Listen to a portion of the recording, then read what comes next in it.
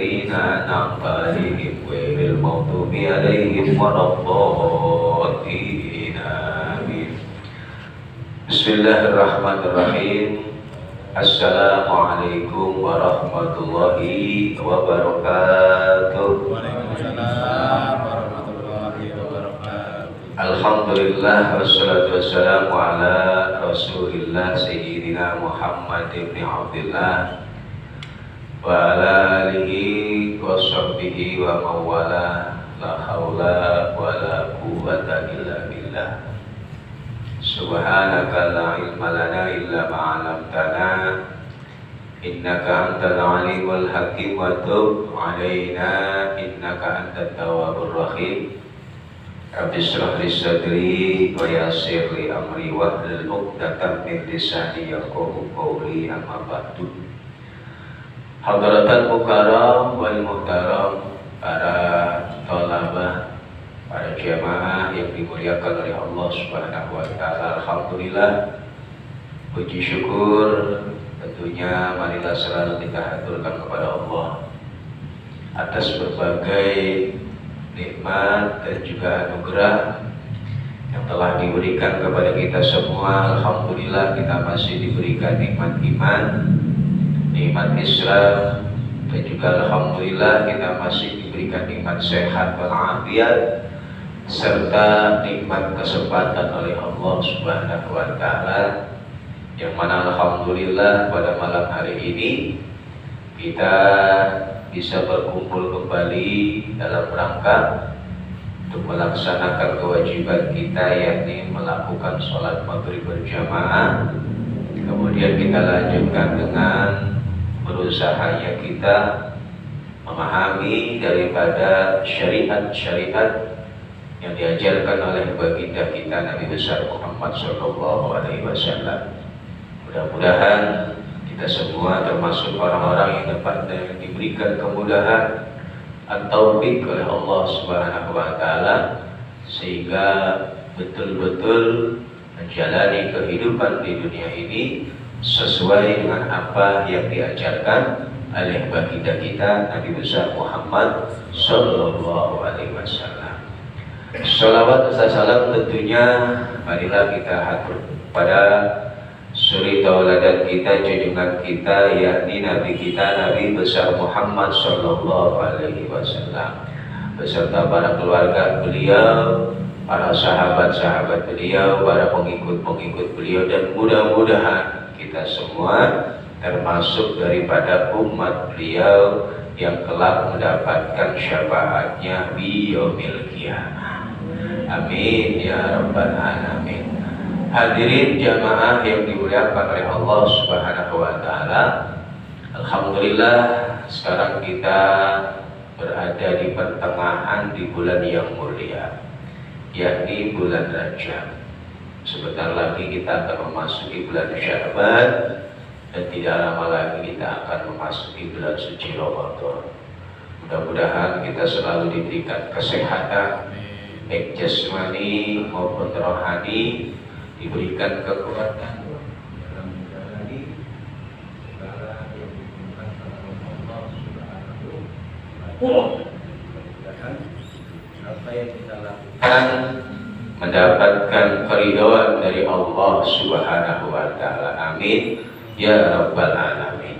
Hadirin jamaah yang dimuliakan oleh Allah Subhanahu wa taala, berhubung sebentar lagi kita akan memasuki bulan suci Ramadan, sedikit kita akan membahas dari pertemuan kita sampai nanti penutupan. Kita akan membahas tentang bab shaum, tentang bab puasa, karena penting agar puasa yang kita lakukan betul-betul sesuai dengan tuntunan yang diajarkan oleh baginda kita Nabi besar Muhammad Sallallahu Alaihi Wasallam, agar puasa yang kita lakukan akan mendapatkan nilai minimal digolongkannya kita kepada golongan orang-orang yang bertakwa, walaupun kita bukan menjadi orang-orang yang bertakwa. Karena memang jaminan dari Allah Subhanahu wa taala bagi orang-orang yang menjalankan ibadah puasa Allah berikan jaminan dia akan dijadikan orang-orang yang bertakwa. Puasa yang bagaimana? Tentunya puasa yang betul-betul hakikat daripada puasa yang dia lakukan. Karena Al-Imam Ghazali dalam kitab Ihya-nya membagi puasa itu kepada 3 bagian. Ada puasa awam, ada puasa khusus, ada puasa khusus bil khusus. Nah, kalau puasa kita mah ya masuk pada puasa awam. Makan kagak, minum kagak, tapi mulut masih ngomongin orang. Mata masih melihat hal-hal yang diharapkan oleh Allah Subhanahu wa taala. Apalagi yang sering keluar itu, ya, bawa kendaraan, bawa motor, di depan dilihat ada tunggil, ya, ya, kagak dilihat saya, ya, dilihat manusia, ya, rugi, ya. Puasa mah puasa, gak makan, gak minum, tapi mata gak dijaga, mulut gak dijaga, tangan gak dijaga, kaki gak dijaga, semuanya gak dijaga. Itulah puasa orang awam. Yang kata Nabi, kam min shaim, berapa banyak orang-orang yang berpuasa tapi puasa yang dia lakukan tidak mendapatkan nilai, hanya mendapatkan lapar dan dahaga saja. Kam min shaim laisa min syamihi ilal ju'i wal atas. Ada lagi tingkat puasanya khusus, orang-orang khusus. Di samping mereka tidak melakukan hal-hal yang bisa membatalkan puasa, tapi dia berusaha untuk menjaga semua panca inderanya dari hal-hal yang diharamkan oleh Allah. Dia jaga penglihatannya, dia jaga lisannya, dia jaga tangannya, dia jaga kemaluannya, dia jaga semuanya dari hal-hal yang diharamkan oleh Allah Subhanahu wa ta'ala. Tapi sesekali hatinya suka ujub. Tahu ujub? Ujub itu penyakit hati yang bisa merusak amal ibadah kita. Merasa paling hebat, merasa ibadahnya paling benar, merasa dirinya paling layak masuk surga, itu ujub. Merasa dirinya paling unggul dari yang lainnya. Nah, ini biasanya penyakit-penyakit yang dialami oleh orang-orang ahli ibadah, oleh orang-orang ahli ilmu. Dia merasa sudah wah, dia merasa sudah hebat buat dirinya itu bisa mengalahkan yang lainnya dalam ibadah. Timbul yang namanya ujub di dalam dirinya. Dia masih belum bisa mengontrol dari hatinya. Ada lagi meningkat lagi tuh puasa khusus bil khusus. Di samping dia tidak melakukan hal-hal yang membatalkan puasa, dia menjaga panca inderanya, dia juga selalu menjaga hatinya dari penyakit-penyakit hati. Dia berusaha untuk mensinkronkan antara gerak dohirnya dengan gerak batinnya dalam rangka untuk mengabdi kepada Allah Subhanahu wa ta'ala. Itulah yang dikatakan hakikatul dzikr, hakikat berzikir kepada Allah. Yang sudah kita bahas bahwa zikir itu memiliki instrumen bagian.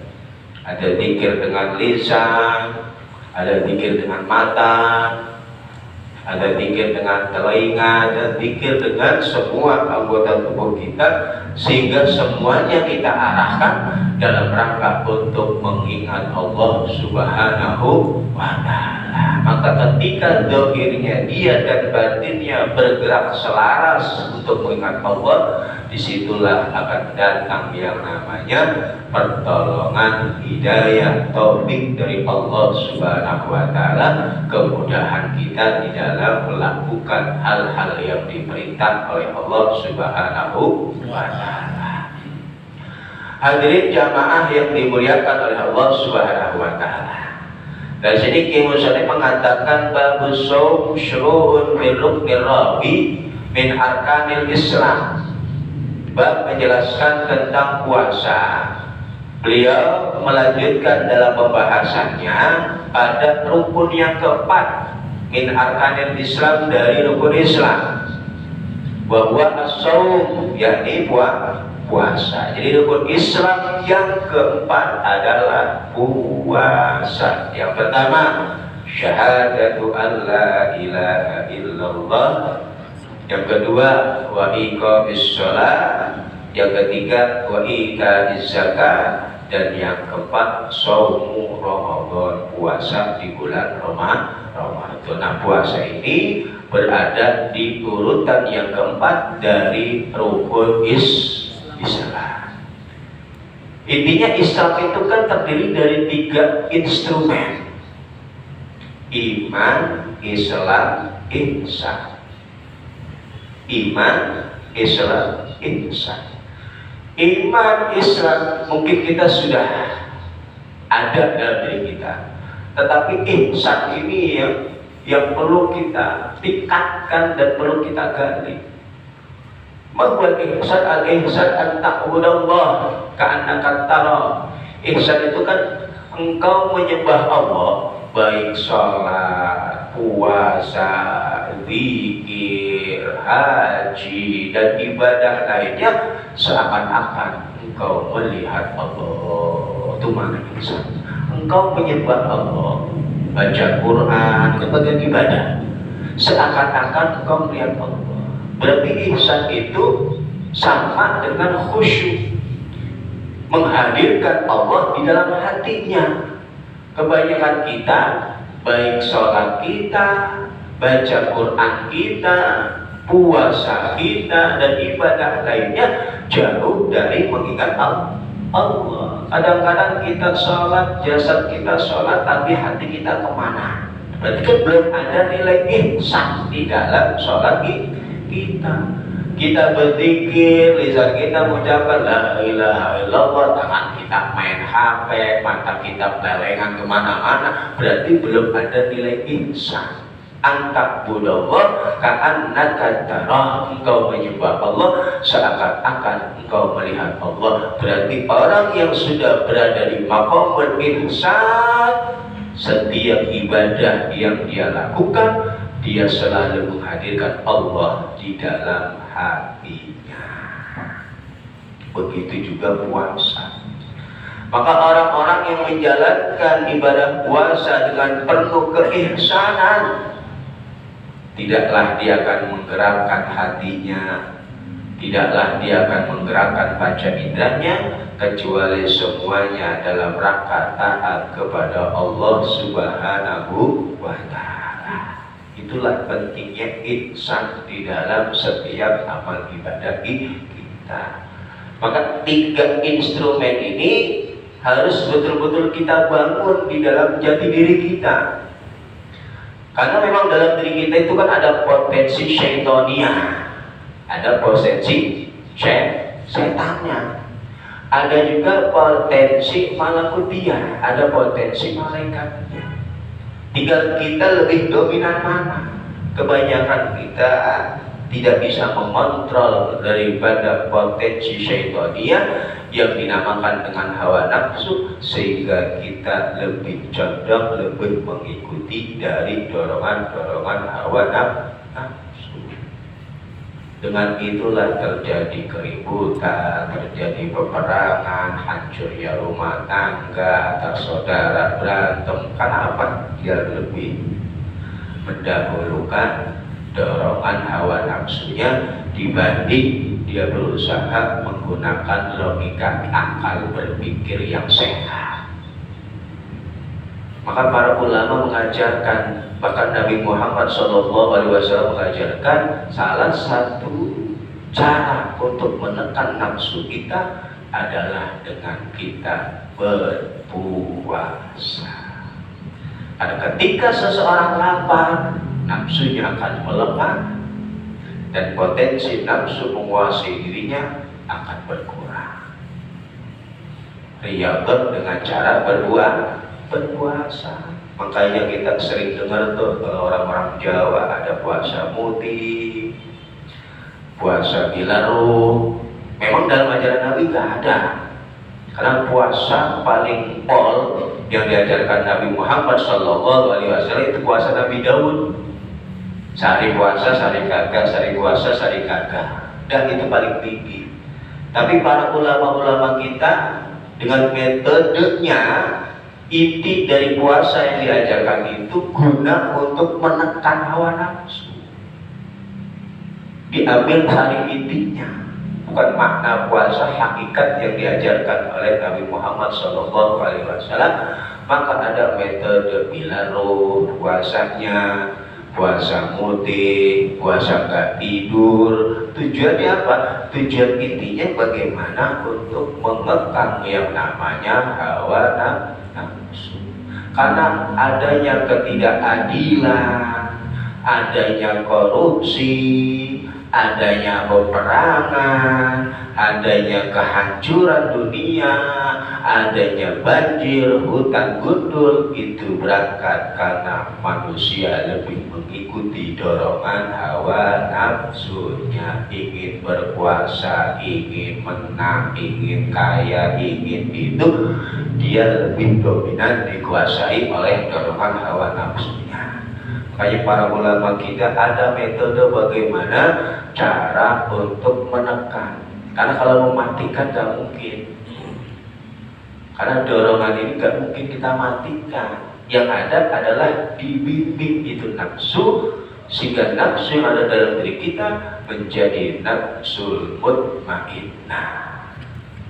Nafsul mutmainnah. Ya ayyatuhan nafsul mutmainnah, irji'i ila rabbiki radiyatan mardiyah, fadkhuli fi ibadi wadkhuli jannati. Orang yang sudah bisa mengontrol nafsunya, yang sudah menjadikan nafsunya menjadi nafsul mutmainnah, Allah jamin dia masuk ke dalam surganya Allah Subhanahu wa ta'ala. Itu semua butuh proses. Dari mulai nafsul al-ammaratun bisu yang memang tugasnya selalu mengajak kepada kita kepada keburukan, proses naik ke menjadi nafsul lawamah. Lawamah itu kadang-kadang benar, kadang-kadang kacau, masih bimbang, ditekan terus, lama-lama akan menjadi nafsul mutmainnah. Inti dari puasa adalah untuk menawan, untuk mengekang daripada hawa nafsu kita, membimbing hawa nafsu kita. Jadi kalau orang sudah bisa membimbing hawa nafsunya, nggak ada peperangan, nggak ada korupsi, nggak ada hutan-hutan gundul, nggak ada saling berantem, saling membunuh, karena dia sudah bisa kontrol emosinya. Nah, ini pentingnya kita duduk di tempat-tempat seperti ini guna untuk mempelajari diri kita. Man arafa nafsahu faqad arafa rabbah. Barang siapa yang mampu mengenal dirinya, maka dia akan mampu mengenal Tuhannya, Allah Subhanahu wa ta'ala. Kenali diri kita dengan sifat-sifat yang ada dalam diri kita, kelemahan-kelemahan kita, kekurangan-kekurangan kita, maka kita akan mengenal Allah adalah zat yang maha segalanya. Nah, ini penting untuk kita pelajari bagaimana instrumen-instrumen yang ada dalam diri kita sehingga kita bisa mengarahkan itu semua. Makanya Nabi mengatakan inna fil jasadi mudghah, bahwa sesungguhnya dalam jasad kita itu ada segumpal daging yang kalau segumpal daging itu baik semua akan baik, kalau segumpal daging itu buruk semua akan buruk. Ala wa yal qalb, segumpal daging itu hati. Jadi hati ini ibarat raja, maka perlu hati ini dibimbing dengan akal pikiran dan didampingi ilmu syariah agar hati ini menjadi penasihat yang baik sehingga hati bisa menyampingkan yang namanya hawa nafsu. Tuh. Belajar olah pikir, gitu. Belajar mengolah diri, ya, mengolah diri. Walaupun syariat itu memang perintah Nabi Muhammad yang berkaitan dengan gembir. Tetap puasa, kita nggak makan, nggak minum, nggak melakukan hal-hal yang batalkan puasa. Anda hasut sama orang, udah dengki sama orang, sah secara fikih, sah secara syariat puasa kita.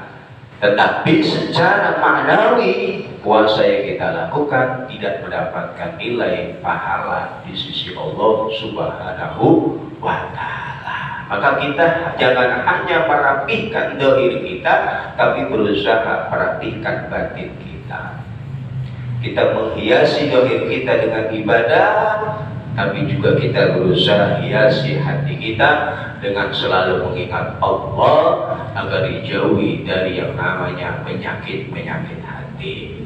Hadirin jamaah yang dimuliakan oleh Allah Subhanahu wa Ta'ala. Jadi kita masuk pada pembahasan puasa. Wa huwa lugatan al-imsak ay anil muftir au anil kalami au ghairihima. Bahwa puasa secara bahasa artinya adalah al-imsak, maknanya menahan. Baik menahan dari hal-hal yang membatalkan puasa, atau menahan dari berbicara, atau menahan dari hal apapun. Ketika seseorang menahan diri dari sesuatu, itu dinamakan puasa. Nahan hawa nafsu, nahan emosi biar gak marah, puasa.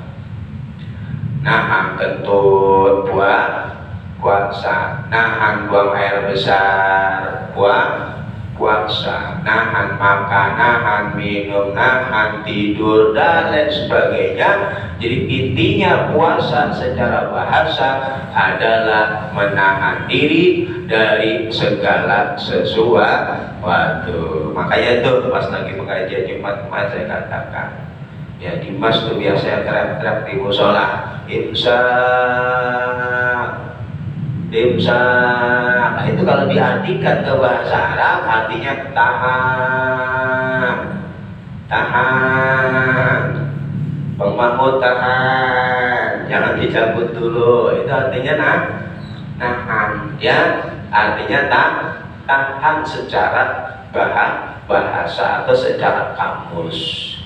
Nah sedangkan secara syar'i, wa syar'an imsakun an muftirin bisyurutihi al-atiyati. Sedangkan puasa secara syar'i adalah menahan diri dari hal-hal yang membatalkan puasa dengan syarat-syarat yang akan dijelaskan. Di sebagian kitab dijelaskan menahan diri dari mulai keluarnya fajar shadiq, berarti masuknya waktu subuh, sampai dengan tergelincirnya matahari, masuknya waktu maghrib. Menahan dari hal-hal yang membatalkan puasa. Apa saja? Di antaranya masuknya sesuatu ya dari bolongan yang ada di tubuh kita kepada jauh perut kita, baik itu makanan atau bukan, yang penting masuknya sesuatu ke dalam perut kita itu bisa membatalkan puasa.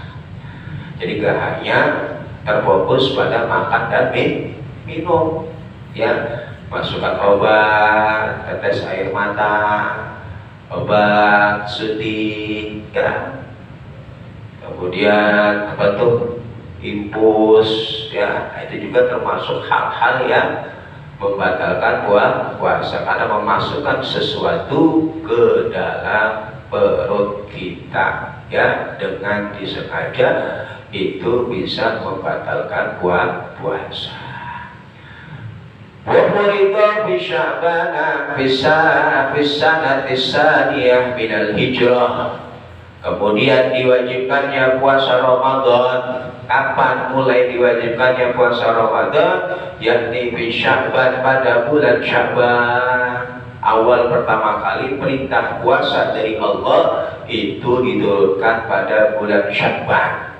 Pada tahun keberapa? Fisanatis saniyati, pada tahun kedua minal hijrati, dari hijrahnya Nabi Muhammad Shallallahu Alaihi Wasallam. Berarti fase dakwah kedua setelah Nabi Muhammad melakukan dakwah di Mekah secara sembunyi-sembunyi, Allah perintahkan Nabi Muhammad untuk hijrah ke Madinah, dan di tahun kedua hijrahnya Nabi baru di situ diperintahkan yang namanya puasa. Jadi ketika Nabi berdakwah di Mekah belum ada wajib puasa, belum ada wajib sholat, belum ada wajib zakat, belum ada kewajiban-kewajiban syariat lainnya, karena memang penekanan pada fase dakwah pertama adalah bagaimana mentauhidkan Allah agar orang-orang beriman kepada Allah, misi dakwah pertama. Nah, ketika di Madinah umat Islam sudah mulai berkembang tuh, baik kaum muhajirin, kaum ansar, ya, udah banyak yang memeluk agama Islam. Baru bertahap Allah perintahkan aturan syariat-syariat yang diajarkan kepada Nabi Muhammad SAW. Di antaranya puasa wajib pada bulan suci Ramadan diturunkan, diperintahkan pada tahun kedua dari hijrahnya Nabi. Dan Nabi berarti selama hidupnya hanya mengalami 9 kali bulan Ramadan. Di dalam jelaskan fayaqulu sallallahu alaihi wasallam somatis Ramadanatin, Nabi hanya berpuasa pada 9 kali bulan Ramadan. Karena fase dakwahnya Nabi di Madinah itu 10 tahun. Tahun pertama hijrah di Madinah belum wajib puasa, tahun kedua baru diwajibkan puasa, dan Nabi puasa dari tahun kedua sampai wafatnya Nabi mengalami bulan Ramadan sebanyak 9 tahun. Nah, kita yang umurnya udah tua nih, berapa kali udah ketemu Ramadan? Itu udah dari mulai balik berarti usia 15 tahun. Kalau kita sekarang usia 40, 50, tinggal dihitung dari mulai umur 15 tahun sampai dengan 50, berapa kali kita ketemu Ramadan, berapa kali kita sia-siakan Ramadan, kita gak puasa di bulan Ramadan tersebut. Maka itu menjadi utang kita kepada Allah, utang kita kepada Allah. Karena orang yang tidak menjalankan ibadah puasa, dia punya kewajiban untuk mengqadha puasa. Ketemu tahun depan dia masih juga belum mengqadha, maka ditambah bebannya dengan membayar widyah, memberikan makan 1 mud kepada fakir miskin. Nambah lagi tahun depan, udah masuk tahun depan, kalau ketemu Ramadan dia belum bayar juga, ketemu Ramadan lagi, widyahnya nambah double. 3 tahun lagi nambah 3, seterusnya widyahnya akan bertambah, tapi puasa qadanya cuma sekali. Nah, kita tinggal lihat jejak hidup kita ini dulu. Wah, saya ketika umur 15 tahun balik, wah itu nggak puasa sebulan full. Waduh. Karena itu utang kita dengan Allah. Makanya ketika seseorang meninggal dunia, yang pertama harus dilakukan ahli warisnya adalah pertama lunaskan dulu hutang-hutang dari si mayit, baik itu yang berkaitan dengan hakul adami maupun yang berkaitan dengan hak Allah. Kemudian untuk biaya tazhizul janaiz, keluarkan dari harta si mayit, karena itu haknya si mayit. Ya, misalkan si mayit punya utang sama orang, lunasin. Kelarin dengan atas peninggalan si mayit. Begitu juga kaitannya dengan hak Allah. Contoh apa? Seperti tadi itu Ramadan dia sudah lewat tidak bayar, kemudian zakat kalau memang harta si mayit ini sudah memenuhi hitungan 1 nisab dan sudah haul 1 tahun, dia sudah wajib zakat, dia juga belum bayar zakat, maka keluarkan dulu hak Allah.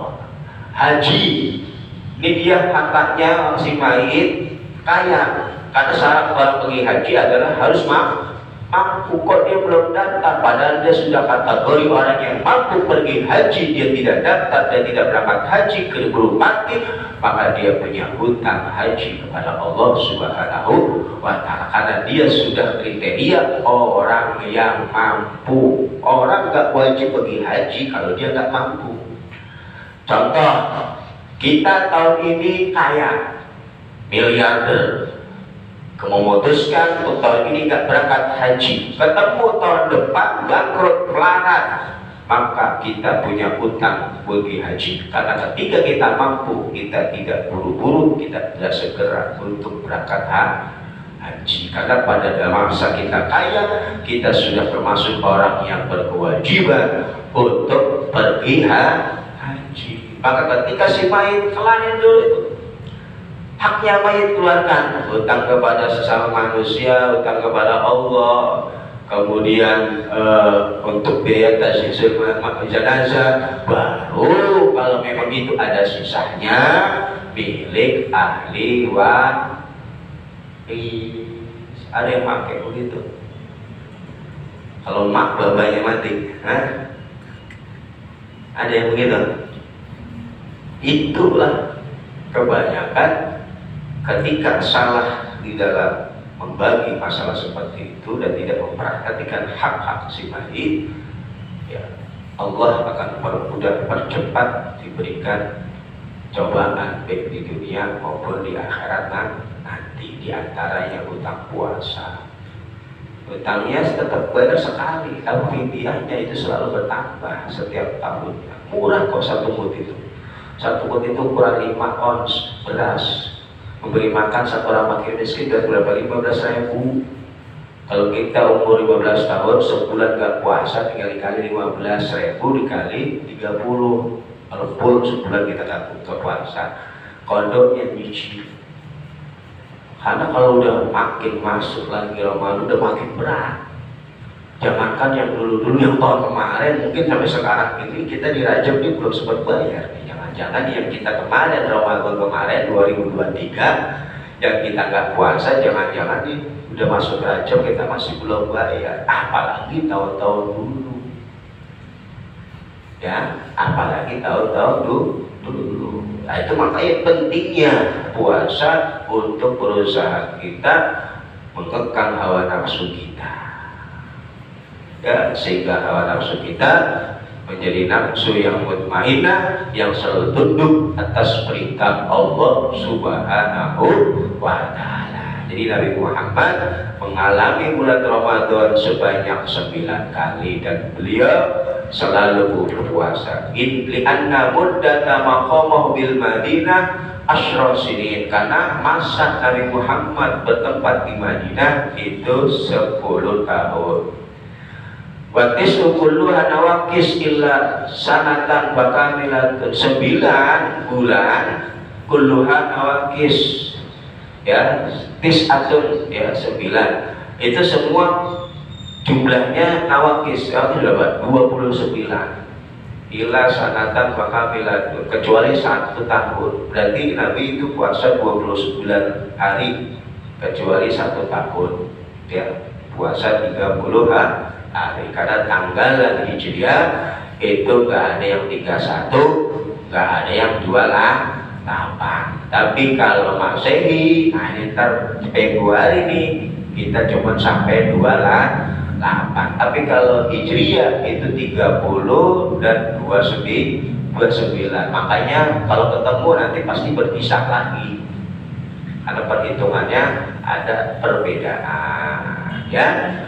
Wa huwa min khasaisina, dan puasa ini termasuk dari kekhususan Nabi, umat Nabi Muhammad ya.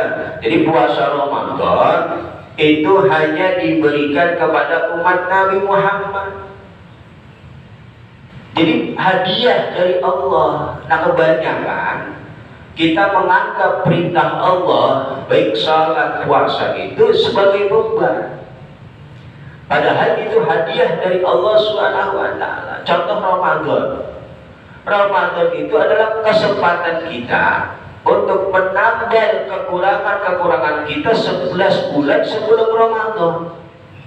Banyak kekurangan-kekurangan kita yang kita lakukan di 11 bulan sebelum Ramadan, maka masuk Ramadan itu kesempatan untuk menambal kekurangan-kekurangan kita di 11 bulan sebelumnya. Karena ibadah pada bulan Ramadan pahalanya luar biasa.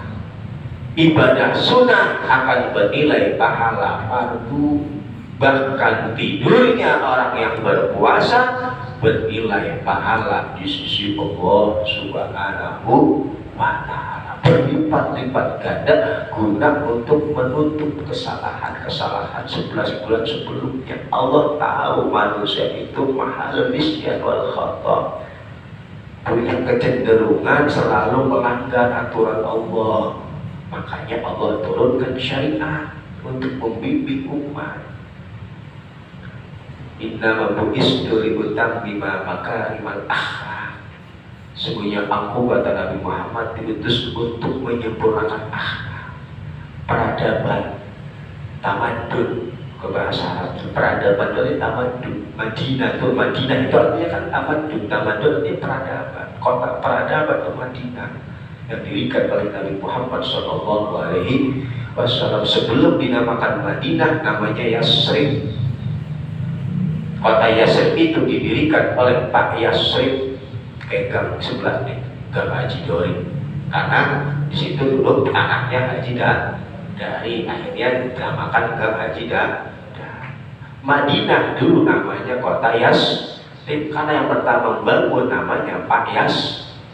Datang Nabi Muhammad diubah menjadi Madinah. Madinah itu asal kata dari tamadun, yang artinya apa? Peradaban, kota berkembang.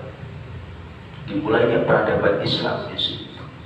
Kalau dulu kan ada perbudakan, perzinahan bebas, turun syariat memperbaiki akhlak budi pekerti. Di antaranya adalah mengurangi, menekan nafsu kita dengan berpuasa ini. Kalau orang nggak mengikuti dorongan nafsunya, nggak ada peperangan, ya, damai itu, nggak ada korupsi, karena dia takut kepada Allah, ya. Nah, ini pentingnya, ya, pentingnya kita mengkaji diri kita. Jadi puasa Ramadan ini kekhususan yang Allah berikan kepada umat Nabi Muhammad Sallallahu Alaihi Wasallam.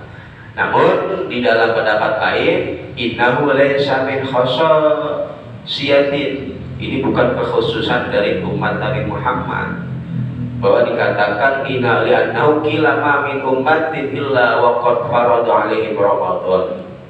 Tidaklah dari setiap umat kecuali diwajibkan baginya untuk berpuasa di bulan Ramadan, illa annahum dhallu anhu, kecuali mereka sesat dan menyesatkan, maksudnya mereka menolak kewajiban dari puasa Ramadan. Contohnya adalah seperti orang-orang Yahudi, karena shaum Ramadan wajiban alal Yahud, adanya puasa Ramadan itu wajib atas orang-orang Yahudi, lakinnahum tarakuhu, akan tetapi mereka meninggalkan puasa Ramadan, wa shaumu badalahu yauman minasana.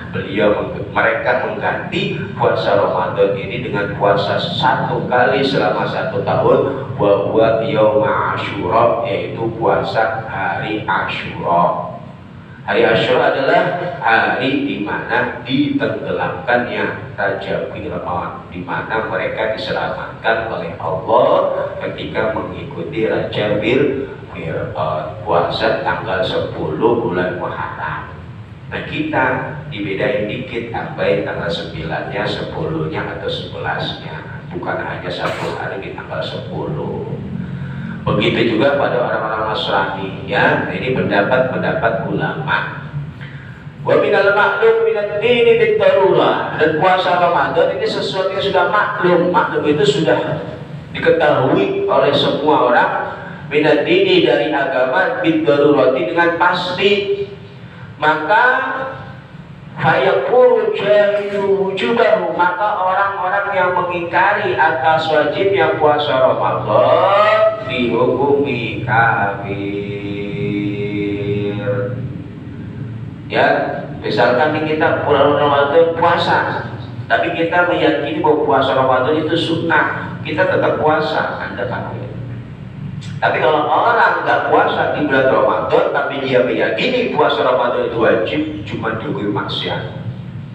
Karena nggak mau mengikuti perintah Allah, tapi dia berkeyakinan bahwa puasa Ramadan itu wajib. Berhubung dia malas, berhubung dia lebih mengikuti hawa nafsunya, akhirnya puasa Ramadan dia kagak kerjain, tapi dia yakin puasa wajib, gak sampai kubur, cuma maksiat. Kayak sholat, kita yakin sholat itu wajib, tapi kita gak sholat, Anda lebih maksiat. Tapi kalau Anda meyakini sholat itu gak wajib, walaupun Anda sholat, maka Anda dihukumi orang yang kafir, keluar dari Islam. Kenapa?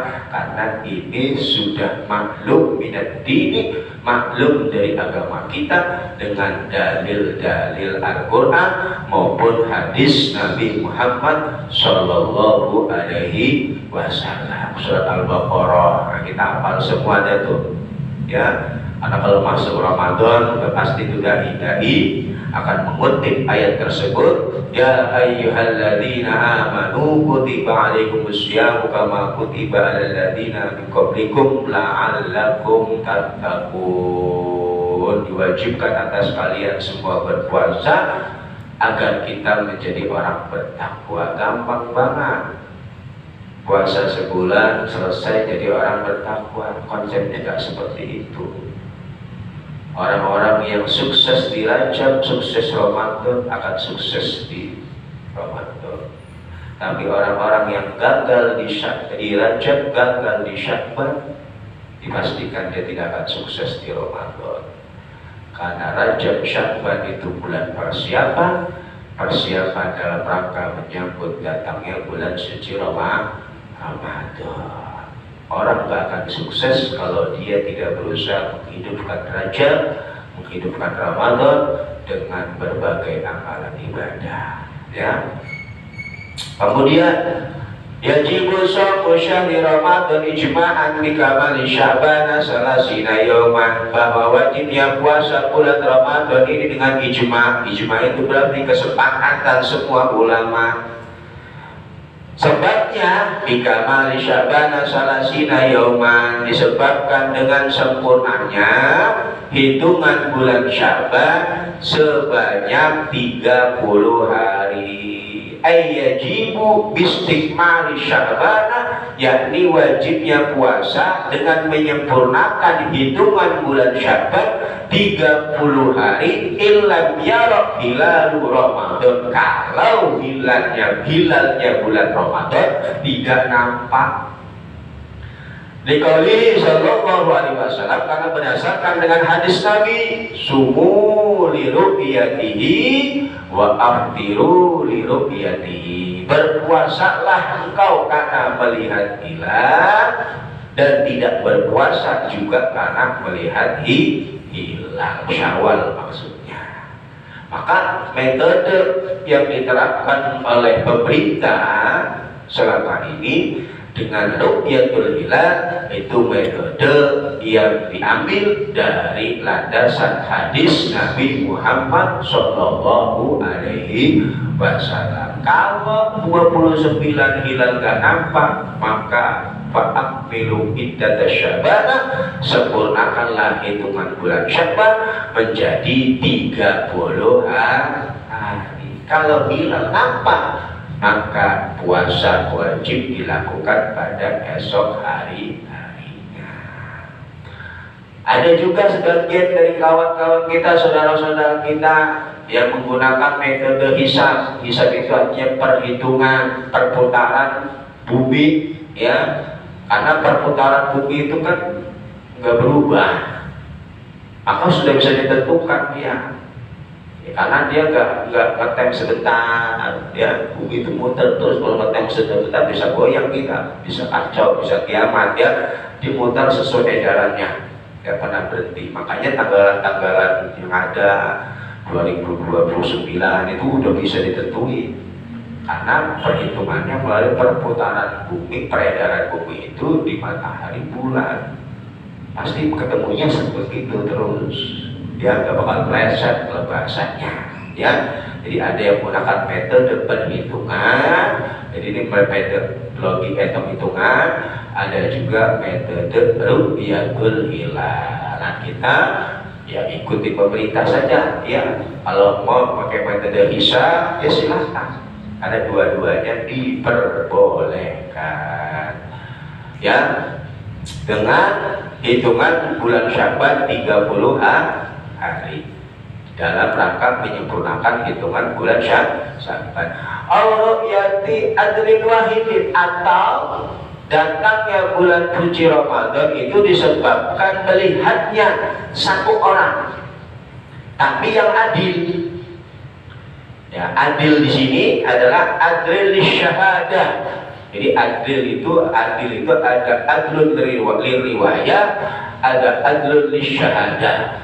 Kalau adlun liriwayah, nah ini ketat, karena untuk meriwayatkan hadis-hadis Nabi Muhammad SAW syaratnya dia harus dobatnya kuat, orang yang cerdas, orang yang takwa, gak pernah melakukan perbuatan-perbuatan yang gak pantas walaupun gak haram. Ngerokok sambil jalan, nah itu gak diterima riwayat hadis itu. Jangan ada nih perawi hadis, dia suka ngerokok di jalan, makan sambil jalan, nongkrong di jalanan, bul, nah itu gak adil riwayat, ya. Karena orang-orang yang dikatakan adil riwayat bisa menjaga harga dirinya dari hal-hal yang dipandang jelek. Tapi kalau adil syahadah, ini gak sampai ke sana. Cukup orang tersebut dilihat kesehariannya baik, ya. Nah, ini masuk dalam kesaksian nikah, wali nikah, kesaksian pengadilan, diantaranya kesaksian melihat hilal. Dia tidak menampakkan perbuatan maksiatnya, fasiknya di depan umum. Nah, itu namanya adlun bisyahadah. Di dalam kesaksian, setiap kesaksian syarat adilnya seperti ini, harus orang yang adil bisyahadah. Tapi kalau orang ahli maksiat nggak diterima kan kesaksiannya. Kita lihat dia jelas-jelas melakukan maksiat secara terang-terangan, ya, secara terang-terangan. Contoh apa? Contoh real yang di depan mata kita apa? Buka aurat, itu dan sejauh-jauh kan maksiat. Dosa nggak buka aurat? Aja dosa bukan? Wajib nggak kita menutup aurat? Bisalah, wabisalah, baik di dalam sholat atau di dalam sholat. Wajib nggak? Wajib. Kita tahu wajib, tapi kita tetap membuka aurat kita di depan umum. Berarti Anda tidak adlun bisyahadah. Anda bersaksi, saksi Anda tidak diterima. Anda bersaksi, saksi Anda tidak sah, karena Anda bukan orang yang adlun bisyahadah. Kalau adlun riwayat, lebih berat lagi, nggak ada yang masuk kita ini. Ada perawi hadis itu harus benar-benar adlun riwayat. Nah ini perlu dipahami, ya. Walau masturan hilalahu ba'dal ghurub, walaupun hilalnya setelah matahari tenggelam tertutup, tapi dia mau bersaksi bahwa dia melihat, walaupun satu orang, yang syaratnya dia adil, ya. Idza syahida biya idal qadi, ketika memang dia melihat hilal itu disaksikan di depan qadi, berarti di depan pemerintah. Kalau di kita menteri agama, ya. Walau ma'itbaqi ghaimin, walaupun keadaannya pada waktu itu cuaca mendung yang sekarang ini, wah, ini nggak mungkin hilal kelihatan, tapi dia berani bersaksi bahwa dia betul-betul melihat hilal dan dia betul orang yang adil, ya. Karena orang fasik itu bisa ngeri bohong. Bilafdi, dengan lafaz asyhadu anni, aku bersaksi bahwa sesungguhnya aku melihat hilal, maka kesaksian dia kalau diterima oleh qadi menetapkan bahwa besok Ramadan, maka kita wajib menjalankan perintah dari qadi bahwa besok sudah masuk bulan suci Ramadan, ya. Hanya kita tuh kalau lagi mau masuk Ramadan tuh menteri agama rapat, ormas diutus doa tim-tim ahli di pinggir-pinggir pantai.